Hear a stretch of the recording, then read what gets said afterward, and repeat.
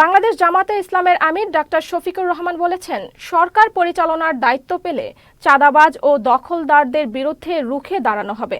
সেই সঙ্গে দুর্নীতি ও প্রহসন মুক্ত বাংলাদেশ গড়ে তোলা হবে।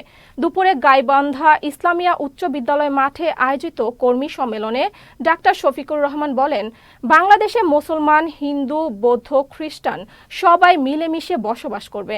এদেশের মানুষ বন্ধুসুলভ হয়ে পরস্পর প্রতিবেশী হয়ে শান্তিপূর্ণ জীবন যাপন করবে। আমরা কথা দিচ্ছি, ওই রাষ্ট্রে যদি আল্লাহ আমাদেরকে দায়িত্ব দেন, তাহলে আপনারা আপনাদের মেধা এবং যোগ্যতা অনুযায়ী সমাজের সকল ক্ষেত্রে অবদান রাখবেন। কারণ নবী করিম সাল্লাল্লাহু আলাইহি সাল্লাম যুদ্ধের ময়দানেও আপনাদেরকে সুযোগ করে দিয়েছিলেন যুদ্ধ করার জন্য। এই দেশ গঠন করতে হলে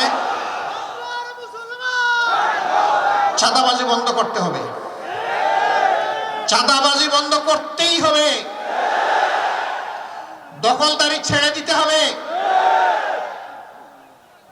সন্ত্রাস করা যাবে না, দুর্বলের উপরে সবলের অত্যাচার চলতে দেওয়া হবে না। অফিস, আদালত, মিল, ফ্যাক্টরি, ইন্ডাস্ট্রি, কোর্ট কাছারি সব জায়গা থেকে ঘুষ নির্মূল করতে হবে।